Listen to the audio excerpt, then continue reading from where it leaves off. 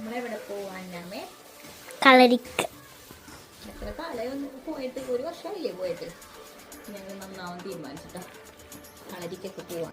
കുഞ്ഞമ്മേ താൻ കളരിക്കോണേ നന്നാവോ? ഉഴപ്പോ? ഞാൻ വർക്കൗട്ട് ചെയ്യാൻ പോകുന്ന സ്ഥലം എന്ന് പറഞ്ഞാൽ ചോയ്സ് ടവറിൻ്റെ അടുത്താണ്. സ്പോട്ടി ബീൻ എന്ന് പറഞ്ഞിട്ട് ഒരു സ്ഥലത്താണ് പോകുന്നത് കേട്ടോ. പേളും മിഥുനുമാണ് ഇതിൻ്റെ ഓണർ. എടശ്ശേരി ഗ്രൂപ്പിൻ്റെ ആണ്. പിന്നെ ഇവിടെ ഞാൻ ഒരു വർഷത്തോളം ആയിട്ടോ കയറിയിട്ട്. ഈ 1 വർഷം ഒരു രീതിയിലുള്ള വർക്കൗട്ടോ കാര്യങ്ങളോ ഒന്നുമില്ലായിരുന്നു. നല്ല പോളിംഗ് ആയിരുന്നു. അപ്പോൾ ഈ വർഷം മുതൽ ഞാൻ കറക്റ്റായിട്ട് ഏതെങ്കിലും രീതിയിലുള്ളൊരു വർക്കൗട്ട് ചെയ്യും. കൃത്യമായ ഒരു ഡയറ്റ് എന്നൊന്നും പറയുന്നില്ല, ഇഷ്ടപ്പെട്ട ഭക്ഷണം കഴിക്കും, പക്ഷെ അതിനൊരു ലിമിറ്റേഷൻ വെച്ചിട്ടുണ്ട്.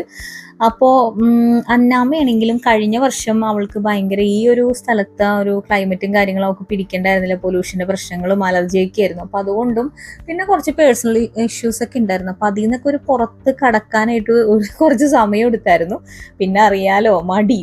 അപ്പോൾ ഇതെല്ലാം മാറി ഞങ്ങൾ കളരി കയറി. കളരി എന്ന് പറയുമ്പോൾ ആരും പേടിക്കണ്ട. കളരി എന്ന് പറയുന്നത് എല്ലാ പ്രായക്കാർക്കും ഉണ്ട്. 5:30 to 6:30 വരെ കിഡ്സിനും, 6:30 മുതൽ 7:30 വരെ നമുക്ക് വലിയ ആൾക്കാർക്കുള്ള, അതിലൊരു പ്രായമുള്ള ആൾക്കാർ വരെയുണ്ട്.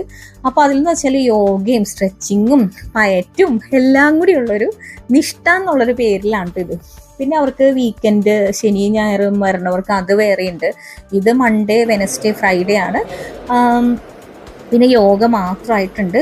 അപ്പോൾ ഞാൻ വിചാരിച്ചു എന്താണെങ്കിലും ഇനിയൊന്ന് ആശാന് ദക്ഷിണയൊക്കെ കൊടുത്ത് കുറേ കാലമായില്ല ഇപ്പോൾ വന്നിട്ട്. അപ്പോൾ ഒരു അനുഗ്രഹത്തോടുകൂടി പ്രാർത്ഥനയോടുകൂടി മുടങ്ങാതെ പോണേ എന്നുള്ളൊരിതിൽ പോയി തുടങ്ങുവാണ്. മുട്ടിനൊക്കെ നല്ല പെയിനൊക്കെ ആയി തുടങ്ങി കേട്ടോ. അപ്പോൾ ആദ്യം ഒന്ന് വാമപ്പൊക്കെ ചെയ്ത് പോകെ ഞാൻ വീഡിയോ ഇടാം കേട്ടോ.